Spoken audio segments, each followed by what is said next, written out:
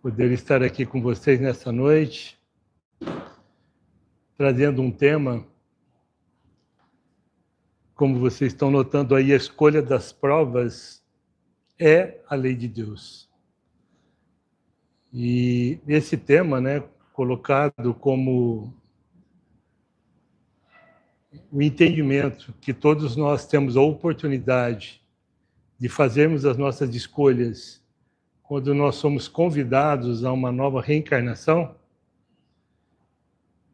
interessante a gente compreender que faz parte como uma lei divina. E se faz parte como uma lei divina, nós podemos perceber por essa figura que significa a nossa trajetória evolutiva, espiritualmente falando, que é a busca de utilizarmos das nossas experiências nessa nossa reencarnação como uma possibilidade de aprendizados e de reparação dos nossos enganos do passado, que é o que o Espiritismo nos traz como conceito do significado de uma existência ou de uma reencarnação. Então, estamos numa trajetória evolutiva, ainda somos considerados espíritos imperfeitos, tendo como morada o planeta Terra, considerado um planeta ainda de provas e expiações. E aí nós queremos entender um pouquinho, dentro desse conceito básico que o Espiritismo nos traz, que nós somos partícipes na escolha das nossas provas e que, com certeza, nós temos o auxílio da espiritualidade de luz quando somos convidados, então, à reencarnação. Então, como compreensão que a escolha da prova é uma lei divina, então não tem possibilidade de a gente não se vincular a Deus quando nós fazemos as nossas escolhas. E, logicamente, que a gente recebe auxílio da espiritualidade de luz para que a gente reflita sobre as nossas escolhas no planejamento reencarnatório. Esse assunto, que a escolha das provas é uma lei divina, ela está contido nesse livro que acabou de sair agora recentemente, no começo de dezembro, finalzinho de novembro, começo de dezembro. É uma obra que tem como editora a Fundação Espírita André Luiz.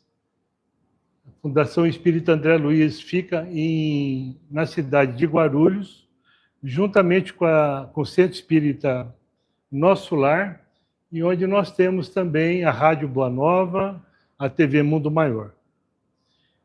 Vocês não vão enxergar aqui o nome do principal autor, Paulo Henrique de Figueiredo.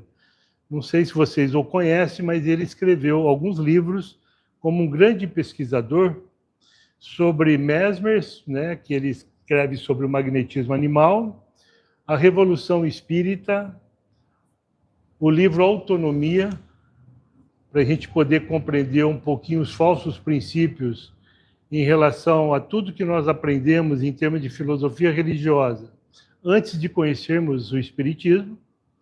Então, quer dizer, a nossa trajetória praticamente evolutiva, espiritualmente falando, que foram centenas de milhares de encarnações, como diz o Kardec no livro da Gênese,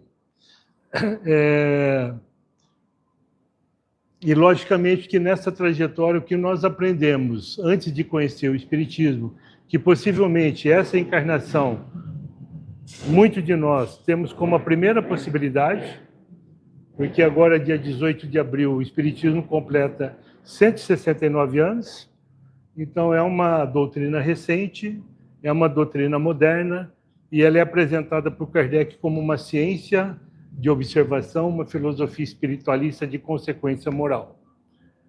Então, logicamente, se a gente for avaliar todas as outras filosofias religiosas que possivelmente nós tivemos algum conhecimento, foi antes do Espiritismo, ou foi o catolicismo, o protestantismo, ou as filosofias orientais, porque nós tivemos a oportunidade de reencarnar em vários lugares do planeta. Mas, possivelmente, essa nossa encarnação é quando nós estamos tendo a oportunidade de conhecer o Espiritismo, como Consolador que Jesus nos prometeu. E se é o Consolador, logicamente que o Espiritismo vai apresentar alguns diferenciais em relação a todas as outras filosofias religiosas. Por exemplo, quando nós falamos de autonomia, até a Revolução Francesa, o conceito, né, de significado do ser humano como uma revelação divina e uma condição sobrenatural, ele vem em cima, né, do processo do dogma da fé cega e do fanatismo religioso, que nós passamos praticamente 1000 anos, ou na Idade Média, aprendendo sobre esses ensinamentos de maneira heterônoma. Foram direcionados para nós e esses ensinamentos, de certa maneira, estão enraizados na nossa estrutura perispiritual.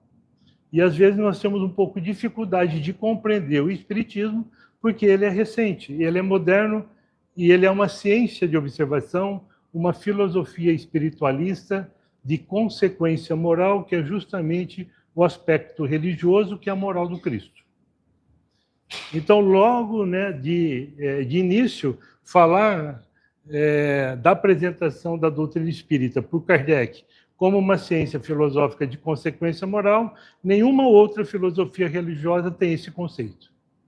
Possivelmente é um grande diferencial, né, para o Espiritismo ser chamado de Consolador. E esse livro, O Espiritismo é a Obra de Jesus, esse livro foi construído, não sei se vocês têm o conhecimento, através de manuscritos que o Kardec fez na época da codificação e que ele não apresentou na codificação.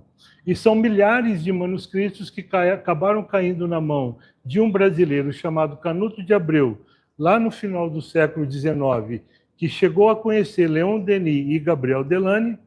Essas cartas que foram escritas por Kardec, que estavam guardadas na França em determinados locais, a gente não vai contar a história aqui porque é um pouco longa, mas mais de 5.000 manuscritos vieram parar no Brasil, no começo, então, do século XX, né, através de Canuto de Abreu. Canuto de Abreu, quando ele recebe essas cartas, que o próprio movimento espírita da França pede para ele trazer para o Brasil, porque estava num momento de muito conflito na França, ele fica sem saber o que ele vai fazer com esse material.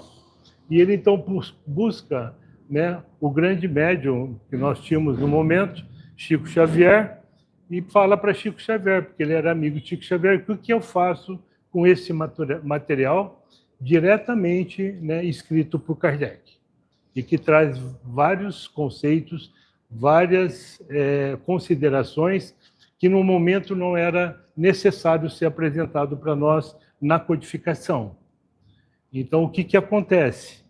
O Chico Xavier fala, vou consultar Emmanuel. O que a gente faz com esse material? Emmanuel consulta a espiritualidade superior. E a resposta é para, naquele momento, aguardar. Não seria ainda um momento exato de divulgação desse material. Pois bem, essas cartas são passadas, né, de Canuto de Abreu para o seu filho e do seu filho para o seu neto. E, recentemente, praticamente 5 anos atrás, esse material estava sendo encaminhado para a Federação Espírita Brasileira, mas aí resolveram, então, a própria família do Canuto de Abreu entregar para a Fundação Espírita André Luiz, né? E aí está sendo feito todo um trabalho, né, de registro, de arquivos, né, envolvendo tecnologia, envolvendo alguns cientistas, e dentro desses últimos 5 anos fizeram todos os levantamentos em cima desses 5.000 manuscritos. Parte desses manuscritos estão na Universidade Federal de Juiz de Fora, em Minas Gerais, e que está sendo trabalhado novos livros para o nosso conhecimento. Então, esse assunto, né, as provas, né, como o significado da lei divina, ele já é um conceito básico, mas algumas coisas aqui vêm nos fortalecer com esse aprendizado, que nós, de certa maneira, entendemos que nós estamos sendo convidados à compreensão do atual momento que nós estamos vivendo no planeta, que nós estamos vivendo um grande caos. E dentro desse grande caos, o que a espiritualidade traz de informações, né, vem trazendo de informações para todos nós, é que nós estamos num processo de busca da regeneração. Não é assim? Então, quer dizer, existe uma previsão de muitos espíritos que devem desencarnar nesse momento no planeta Terra que já não reencarnam mais, né? Devido à sua condição intelecto-moral comprometida, né, com o mal. Então, a gente está no processo, né, de transformação do nosso planeta e diz que até 2040, 2050, a gente tem uma grande mudança na condição ética-moral do nosso planeta. Quando a gente avalia, né, as reencarnações, os garotos que estão sendo reencarnados hoje, a gente já percebe um certo diferencial. Vamos aguardar que essas informações estão chegando e vamos fazendo a nossa parte, e nós trazemos, então, esse assunto, né, para a gente entender um pouquinho o significado da escolha das nossas provas como lei divina. Então, olha que interessante. Quando os primeiros estudiosos do Espiritismo tiveram contato com a filosofia espírita, por meio de O Livro dos Espíritos, que o Kardec apresentou dia 18 de abril de 1857, naquela época, com em torno de 500 questões, foram apresentados a doutrina, para esses primeiros estudiosos, a doutrina da reencarnação, vinculada ao princípio da escolha das provas. Quer dizer, para a gente entender, então, a escolha das provas, é necessário a gente, né, estudar, perceber o significado, então, da doutrina da reencarnação, né, que é através das reencarnações que a gente vai entender, compreender a escolha, né, das nossas provas. Segundo essa proposta, cada espírito, né, cada um de nós, escolhemos previamente as nossas experiências. É o planejamento reencarnatório. Tá? São conceitos básicos, pessoal. Mas vamos lá. Que nós, né, vamos vivenciar com o grande objetivo de promover o quê? O nosso próprio aperfeiçoamento. E superar as nossas imperfeições, que possa ter desenvolvido ao longo de suas existências. Quer dizer, quando o estudo coloca, né, que possa ter desenvolvido ao longo das nossas existências, logicamente que quando nós, né, fomos criados por Deus, que nós aprendemos lá na questão 115 do Livro dos Espíritos, simples e ignorantes, sem o desenvolvimento, então, da nossa vontade, da nossa, né, e sem o desenvolvimento da nossa razão, nós fomos criados inicialmente como princípio espiritual. Entramos numa trajetória de evolução, inclusive da evolução das espécies, para a gente chegar na condição de princípio inteligente do universo, que significa, então, a condição de seres humanos ou de termos uma alma como espíritos encarnados. Tá certo? Então, quer dizer, logicamente que vários espíritos que foram criados na mesma época do que nós pegaram melhores caminhos, menos enganos, e devem estar tendo como morada mundos mais felizes, mundos mais evoluídos. Nós estamos aqui na condição ainda, né, de superar as nossas imperfeições, tá? Porque nós, como espírito, temos essa condição de fazermos as nossas escolhas previamente, para viver as nossas experiências. E aí a gente pode perguntar, mas onde então reside a justiça da reencarnação nessa questão da escolha das provas? De acordo com os espíritos, ela está no fato de que o progresso espiritual depende do esforço pessoal de cada indivíduo. Então, a lei de reencarnação, ela vem nos confirmar que nós temos uma individualidade, que é a condição do nosso espírito, e cada reencarnação nossa, nós temos uma personalidade. Hoje nós estamos aqui vestidos de uma personalidade, cada um de vocês, cada um de nós temos um nome, e que após, né, o nosso desencarne, essa personalidade, tudo que nós conseguimos desenvolver dentro da proposta da evolução do nosso espírito, vai contribuir com a condição do nosso espírito, que é o indivíduo, que é a individualidade. Tá? Então, quer dizer, nós tivemos já centenas de milhares de encarnações para chegar até este momento. São centenas de milhares de personalidades, né? E que esse conjunto de personalidade significa, então, a nossa individualidade. Então, o esforço pessoal é individual, mas sem a lei de sociedade, sem a relação com o outro, a gente tem dificuldade até de se conhecer muito mais do que evoluir espiritualmente. Então, trata-se, né, essa questão da reencarnação de uma justiça que é baseado na responsabilidade individual e na equidade, quer dizer, na questão da integridade que nós temos, né, possibilidade de praticarmos na nossa vida de relações, seja entre nós, né, seja entre nós seres humanos, mas seja entre nós também a própria natureza, porque nós fazemos parte da natureza. E às vezes a gente esquece. E a gente trata mal a natureza, né? O que nós estamos fazendo com os nossos rios, com o nosso solo, com o nosso ar, com as nossas florestas e com os nossos animais. Então, a questão da equidade. Pois todos os espíritos são criados simples e ignorantes, todos, sem exceção, estão destinados à perfeição, a tornarem-se espíritos puros. Então, essa é a nossa finalidade última. Estamos aqui ainda como espíritos imperfeitos, passando pelas provas, pelas expiações, mas com a certeza que vamos chegar na condição de espíritos puros.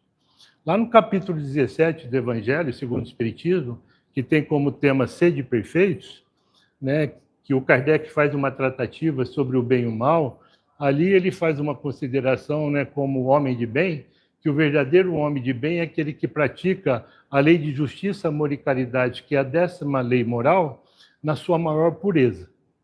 Mostrando que quando nós chegarmos na condição de espíritos puros, a gente vai conseguir praticar em essência o significado de justiça, amor e caridade na concepção divina, né? Hoje a gente está tentando. A gente está tentando, né, ser justo, a gente está tentando entender o significado do amor e estamos tentando sermos caridosos, né? Mas a gente ainda não consegue. Porque Jesus, na sua expressão máxima de fraternidade, quando esteve entre nós, ele disse e nos esclareceu que todos somos irmãos. Mas a gente não consegue ter essa relação, porque a gente tira a vida do nosso irmão com muita facilidade, né? No nosso país, a cada 24 horas, 4 mulheres são mortas pelo feminicídio.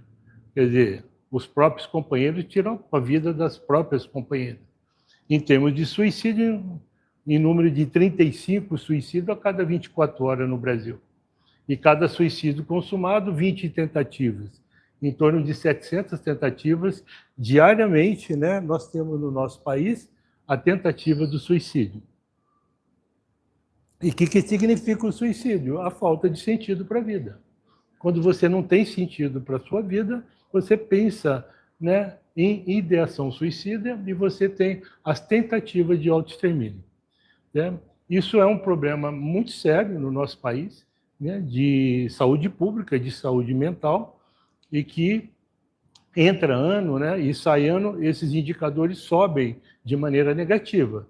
Homicídio, suicídio, feminicídio, separações, né, de casais, consumo de drogas, estupro e etc.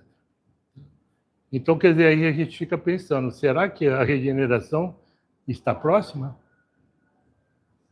Olha, que a gente olha para o, né, século XXI, mais de 180 conflitos bélicos nós estamos tendo atualmente, guerras, expressão máxima da ignorância humana. Então, como que a gente acredita que a gente vai ter a possibilidade, talvez na próxima encarnação, já reencarnar no planeta Terra num processo de regeneração? Mas dizem os espíritos, né, trazendo informações, que esses espíritos que estão encarnados promovendo esses grandes conflitos, né, devem reencarnar em mundos mais primitivos para ter novas experiências. Então, a única diferença entre eles, né, está no tempo, nessa questão de a gente buscar a perfeição. Então, quer dizer, o tempo que levam para alcançá-lo conforme o uso que fazem do seu livre-arbítrio. Pessoal, quando que surgiu, né, o livre-arbítrio em nós? Porque hoje,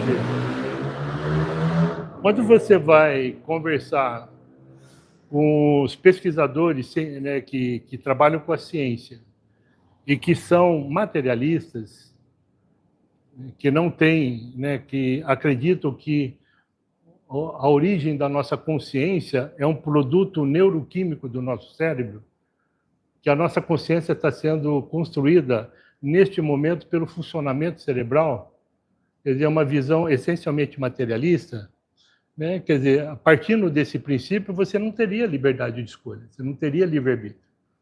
Os espiritualistas, cientistas que estão fazendo grandes pesquisas na área de saúde e espiritualidade, trazem o conceito que a nossa consciência, ela interage com o cérebro, ela não é um produto do funcionamento do nosso cérebro. Se ela interage com o cérebro, ela vem de um parasistema, ela vem de fora. E de onde que ela vem? Ela vem do espírito.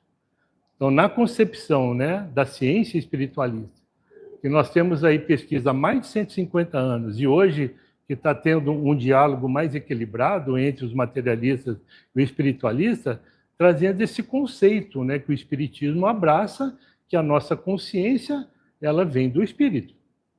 Então, a nossa consciência é milenar. Ela não está sendo criada neste momento pelo funcionamento do cérebro. Ela está sendo interagida, né? A consciência com o nosso cérebro. E aí a gente vai entender a questão do livre-arbítrio. Se ela interage com o nosso cérebro, eu tenho a liberdade de escolha para fazer essa conexão, né? Corpo, perispírito e espírito, como encarnados. Lá no Livro dos Espíritos, na questão 171, né, o Kardec pergunta em que se funda o dogma da reencarnação. A espiritualidade considera o seguinte, que todos os espíritos, ou nós, temos uma tendência à perfeição, e Deus lhes proporciona os meios de consegui-la. Então, Deus nos oferece todas as possibilidades, como as provas da vida do corpo. Estamos aqui com a necessidade da matéria, então nós temos essas provas e as nossas expiações. Mas olha que interessante, na sua justiça divina, permite-lhes realizar em novas existências aquilo que não puderam fazer ou acabar numa primeira prova.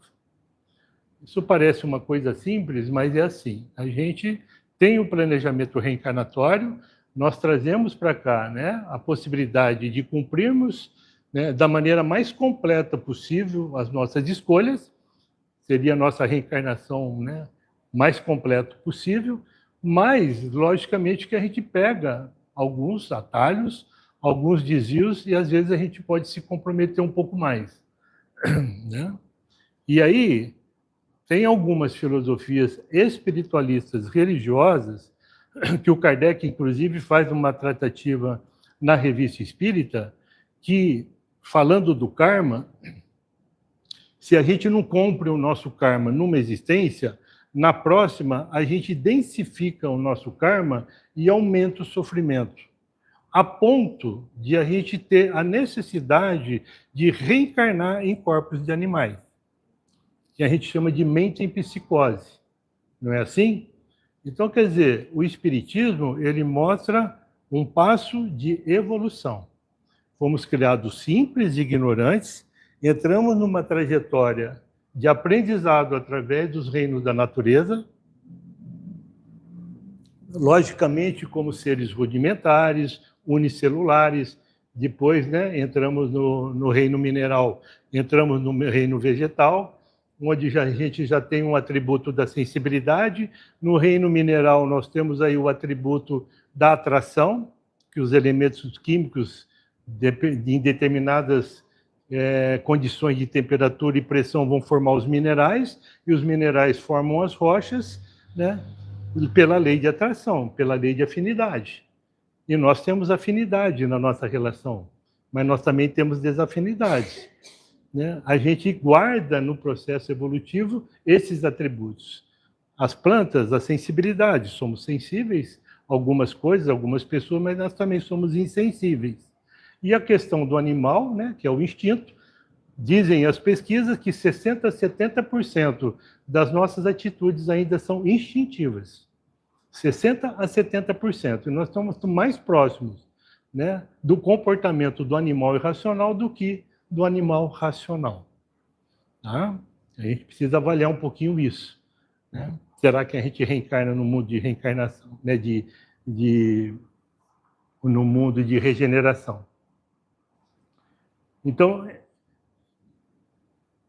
Então, se a gente não consegue passar por todas as provas que a gente escolheu, a gente não precisa se desesperar. Deus, na sua justiça, nos oferece a continuidade do processo. Isso é uma grande diferença. A gente nunca vai ter que retroagir a condição de aprendizado do nosso espírito, né, com a necessidade de reencarnar, né, em corpos animais. Aí a gente já percebe a questão também, mais um diferencial em relação ao Consolador que Jesus disse que enviaria e que é o Espiritismo. A liberdade, então, de gerir o próprio destino fundamenta-se justamente nesse princípio. Nós temos a possibilidade de fazer a nossa escolha. Deus nos oferece essa possibilidade. E nós fazemos as nossas escolhas. Logicamente que nós temos uma orientação, né? A gente tem de certa maneira, algumas sugestões para a gente avaliar se a gente tem condições de cumprir as nossas provas nessa existência, de acordo com a condição evolutiva do nosso espírito. Então, a resposta dos espíritos é clara. Lá na questão, né, 258, ele mesmo, o espírito, escolhe o gênero de provas que deseja vivenciar. Nisso consiste o seu livre-arbítrio. Então, nós temos a liberdade de escolher o gênero das provas, de uma maneira mais macro. E, logicamente, que a gente vai depois ter as nossas particularidades, que são as nossas escolhas aqui como, né, reencarnados. Então, a compreensão dessa lei universal, baseado na fé raciocinada, que é o princípio importantíssimo que o Espiritismo nos traz, que nos diferencia do catolicismo, do protestantismo, oferece nessa lei universal aos que sofrem nesta vida, que somos nós, a força necessária para enfrentar as suas batalhas interiores. A gente tem essa força dentro de nós. Às vezes a gente se perde. Seja pela superação do mal moral e pela resignação, quer dizer, pela aceitação, né, dessas provas. Seja pelo esforço de superação diante do sofrimento físico, que nós temos a dor física, mas nós temos a dor moral, a dor da alma, tornando-os conscientes de que sairão fortalecidos dessas experiências. Pois quanto mais desafiadoras for a prova, mais significativa e purificadora será a conquista. Pessoal, todos nós somos convidados diariamente a vivenciar, ou mais do que vivenciar, experienciar desafios. Todos os dias nós temos algum tipo de desafio para poder resolver. Então, vai depender da maneira que a gente olha para esses desafios, a nossa evolução. Se aquele desafio que surgiu na minha caminhada, na minha estrada, ele tem uma intensidade que eu não tenho uma habilidade para resolver, eu sou convidado a trabalhar, né, um atributo importantíssimo em nós que se chama humildade. A humildade significa nos deixarmos ser umidificados pela luz divina. Conexão com Deus, o nosso Pai, através das preces, através das orações. E aí a gente buscar um equilíbrio para projetar a busca da habilidade. Eu preciso do médico, eu preciso do psiquiatra, eu preciso do psicólogo, eu preciso do assistente social, eu preciso de um amigo, eu preciso do meu pai, eu preciso do meu filho, eu preciso de um passe, eu preciso de uma água fluidificada, eu preciso de um trabalho social, eu vou fazer essas minhas buscas, para que eu possa desenvolver habilidade para poder resolver o desafio. E se eu consigo, então, desenvolver habilidade, né, eu vou olhar para o desafio, vou resolver o desafio, vou aprender com ele, e aí eu supero aquele desafio e eu cresço na minha consciência. Eu desenvolvo a minha consciência, e eu desenvolvendo a minha consciência, eu altero os meus valores, altero as minhas habilidades na questão da maneira de ser, né? Eu altero o ambiente que eu estou vivendo, a gente promove grandes mudanças e podemos nos tornar grandes referências. É assim que a gente vai evoluindo. Então, é pela fé raciocinada, quer dizer, a fé raciocinada, eu acreditar por mim, não é porque o Otávio está falando alguma coisa que vocês devam acreditar.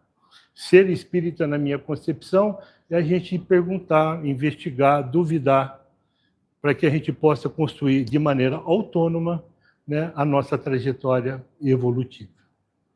Nesse sentido, o Evangelho segundo o Espiritismo, ele esclarece lá nas bem-aventuranças, bem-aventurados aflitos, o capítulo 5, no item 19, que como desencarnados, quando nós estamos desencarnados, nós estamos onde? No mundo espiritual, vagueando no espaço. Escolheste, nós escolhemos a nossa prova, porque vós consideráveis bastante fortes para suportá-la. Então, quer dizer, quando nós estamos desencarnados, nós temos a integração com a individualidade.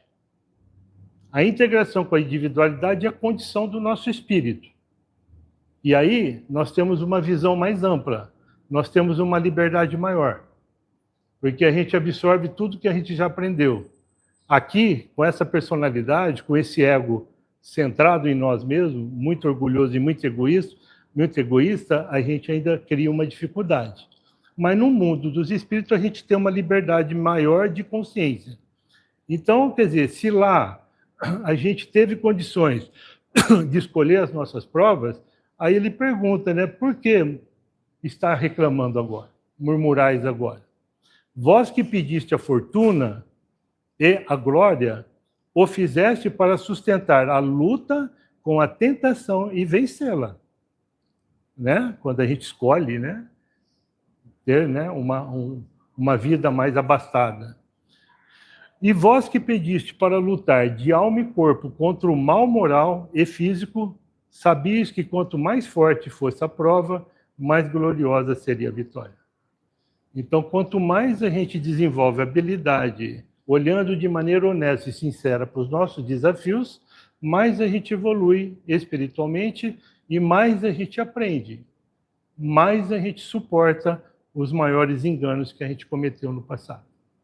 É dessa maneira que a gente evolui. Então, se a gente, na nossa trajetória, nós temos uma depressão, quando a gente entra nessa depressão, a gente elaborando, a gente encontra uma verdade, a gente muda para melhor.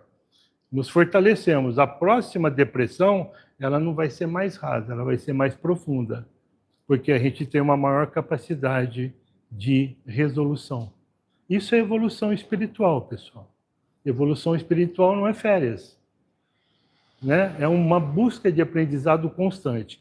E a neurociência hoje, ela afirma que é justamente o aprendizado que nos deixa feliz. A área de satisfação do nosso cérebro, a corrente sanguínea aumenta e a gente emite uma luz pelo aprendizado, porque a gente supera o problema, supera o desafio. É interessante. Antigamente, antes da década do cérebro, que foi 1990, a ciência antropológica que dizia que o motivo de a gente ser feliz aqui, dinheiro, beleza e poder. É uma grande ilusão, né? Hoje, as pesquisas mostram que é o aprendizado que nos deixa felizes.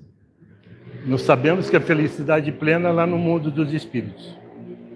Quais são, então, as consequências da justiça divina se manifestar por meio da lei da escolha das provas? E aí os espíritos são claros na resposta. Vamos ver. também, né, no mesmo capítulo do Evangelho. Dando ao Espírito a liberdade de escolha, deixar-lhe toda a responsabilidade dos seus atos e das suas consequências. Né? Deus, né, dando ao Espírito a liberdade de escolha, ele deixa para nós toda a responsabilidade dessas escolhas e as consequências. Nada lhe estorva o futuro, o caminho do bem está à sua frente, como o do mal.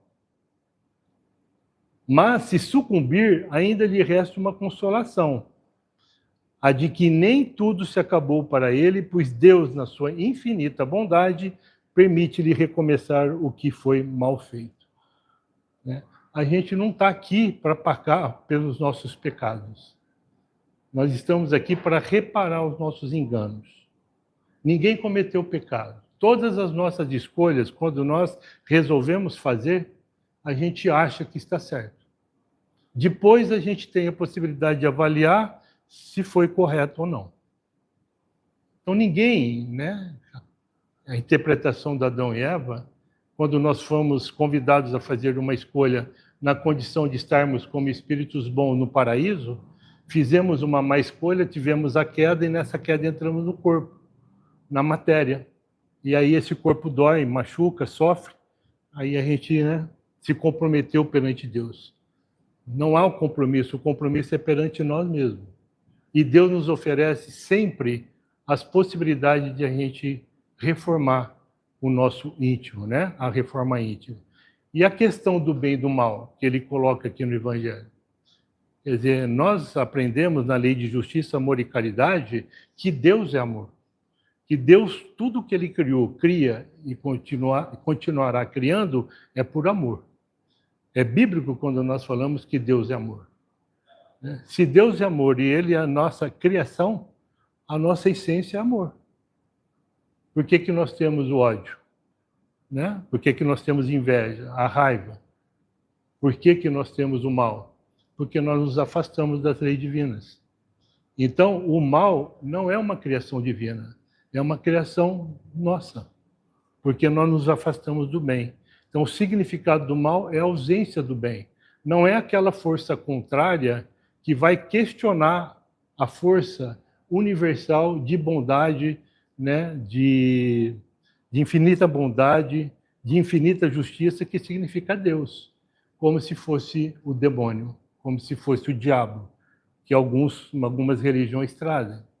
E que, às vezes, compromete a saúde mental dos adeptos. Porque você, por algum problema de uma má escolha na sua vida, se você começa a consumir uma substância, algum tipo de droga, você altera o funcionamento da sua mente e você cria o vínculo com a espiritualidade, também comprometida com esses vícios, e você passa a ter as suas psicoses, as suas alucinações e delírios. E se você vai em direção à religiosidade que você professa, tem muita gente que fala que isso é coisa do diabo, é coisa do demônio. E aí a pessoa, ao invés de melhorar, ela piora. Eu estou tendo a oportunidade de trabalhar no Bezerra de Menezes, na emergência, como psicólogo, é diário esse processo. Delírios, que a gente fala místico-religioso, por uma falta de compreensão do significado, né, da própria existência. Desse modo, pessoal, é fundamental compreender a distinção entre a vontade de Deus e a nossa vontade. A vontade de Deus estabelece o quê? Leis eternas, universais, justas e perfeitas. A nossa vontade, ela se manifesta por meio do livre-arbítrio. Então, ela está sujeita, né, ao tipo de escolhas que a gente faz, é a liberdade de escolha, né, que tipo de mudanças que a gente pode proporcionar na nossa vida e o aperfeiçoamento, quer dizer, é uma dinâmica que a gente pode evoluir. Deus nos dá as perfeições. São leis eternas, universais, justas e perfeitas. As nossas escolhas vão se adaptar à vontade de Deus. É a gente estudar as leis morais, que está na terceira parte do Livro dos Espíritos. 10 leis. As leis morais são imutáveis, são leis divinas. Então a gente tem como comparar a lei dos homens com a lei de Deus. Temos como comparar a vontade de Deus e a nossa vontade. O Espiritismo é isso. Ele é perfeito. A gente que tem dificuldade de compreender. Quando alguém se vê diante de um perigo iminente, essa circunstância ocorre dentro das leis divinas.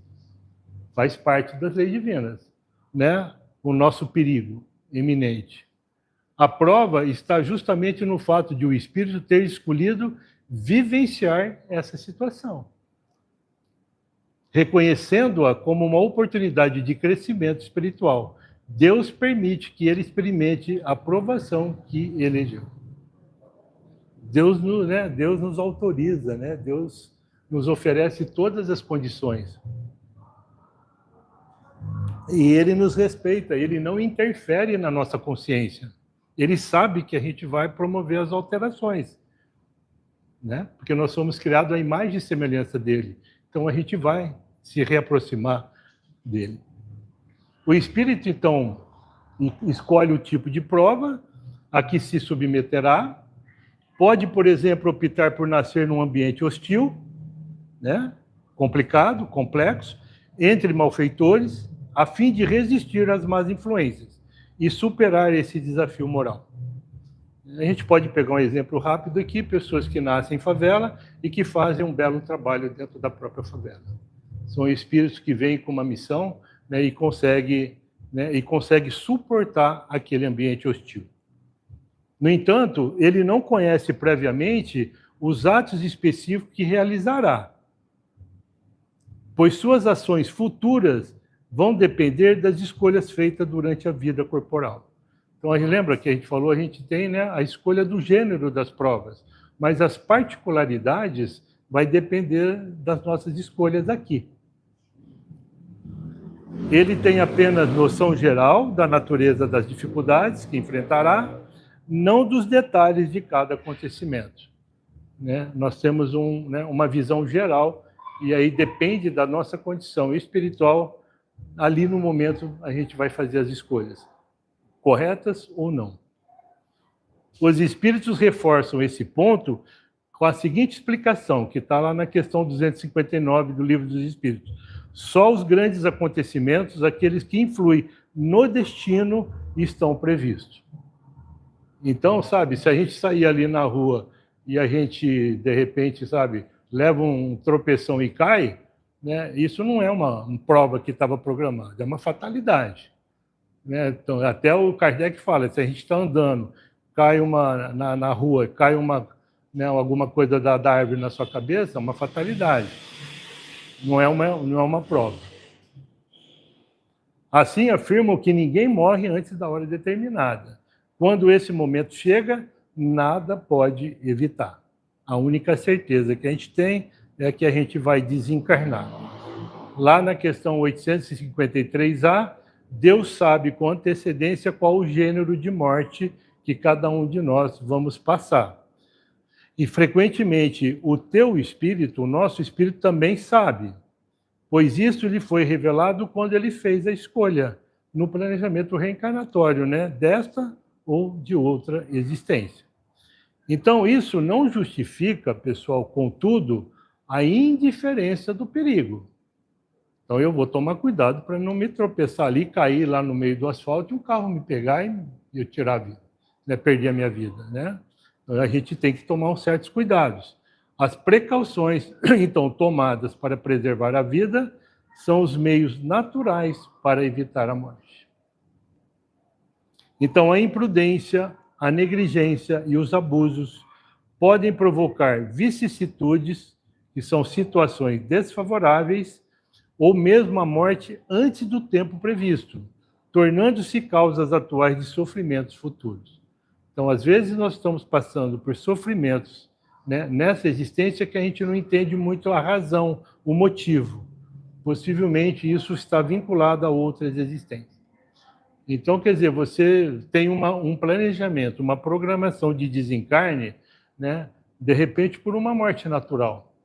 Mas você, pelas suas próprias escolhas, entra na adolescência, na juventude, né, dependendo do processo pedagógico que você teve na família, você pode alimentar, sabe, uma rebeldia maior do que você teria, né, uma invigilância maior e, de repente, você ser um aventureiro que tem a facilidade de adquirir uma motocicleta ou um carro e fica correndo pela vida.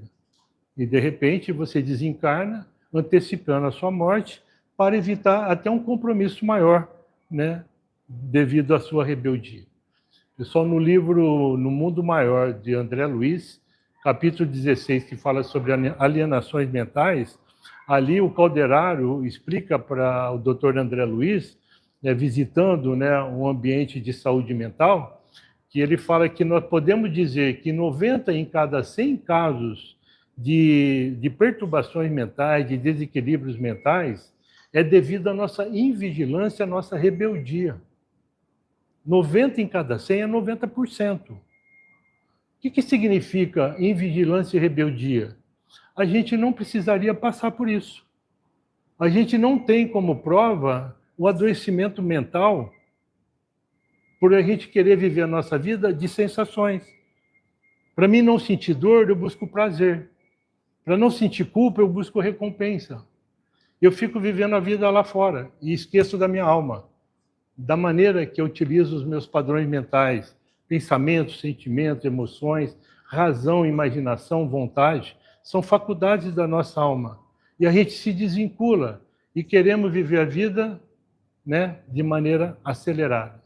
Aproveitar, né, as nossas sensações. É uma grande ilusão, porque a gente pode, né, comprometer muito a condição do nosso espírito. A lei da escolha das provas, então, revela que nada no destino humano é arbitrário ou imposto.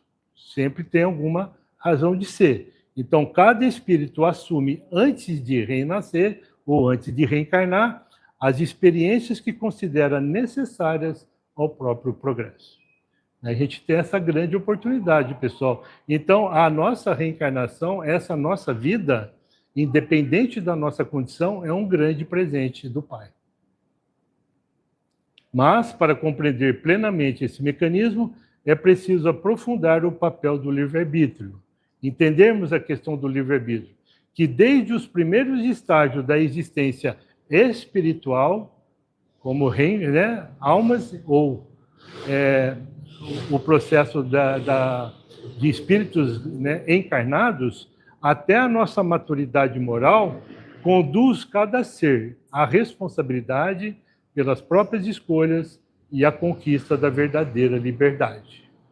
Para a gente entender essa questão do livre-arbítrio, de como isso surgiu, lembrando que nós fomos criados como princípio espiritual e hoje nós estamos na condição de princípio inteligente do universo, que é a condição de sermos espíritos, na nossa trajetória evolutiva, o Kardec afirma lá no livro da Gênesis, no capítulo 3º, que ele também faz uma tratativa sobre o bem e o mal.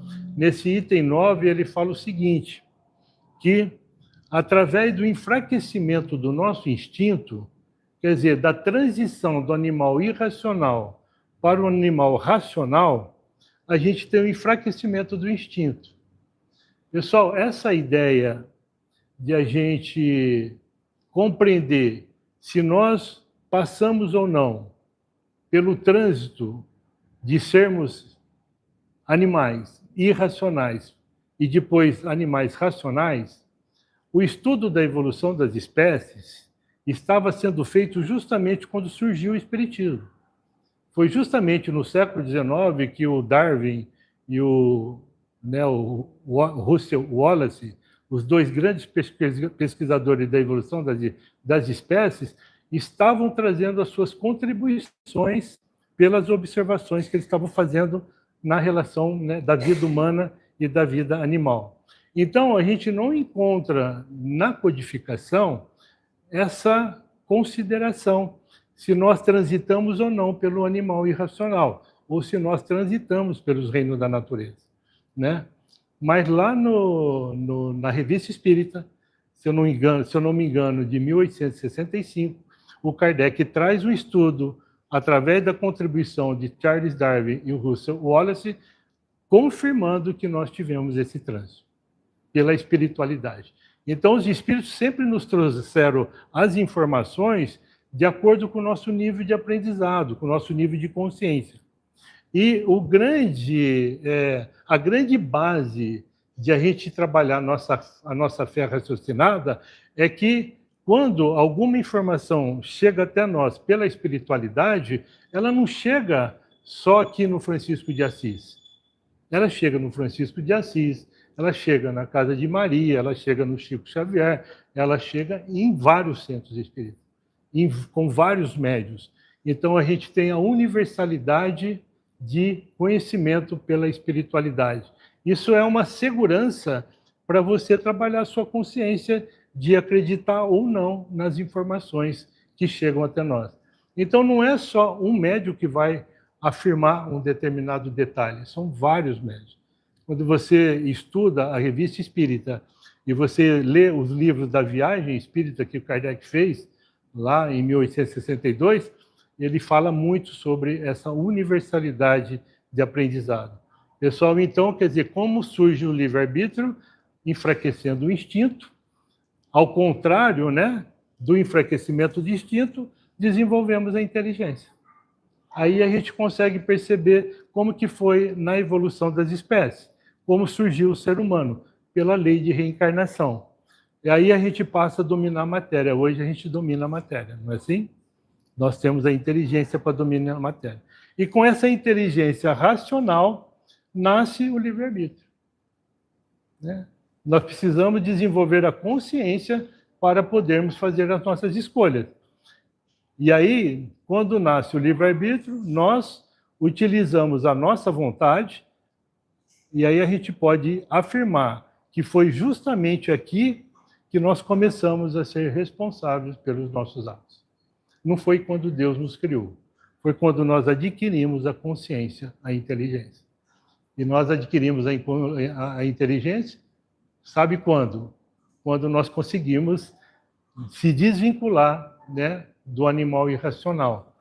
Então, pessoal, a condição do espírito encarnado é que é a nossa própria consciência que interage com o nosso cérebro hoje. Então, a concepção da ciência espiritualista, ela tem um passo maior de entendimento do real significado de sermos seres humanos em evolução.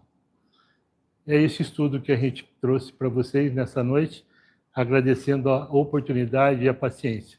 Que Jesus nos abençoe. Muito obrigado.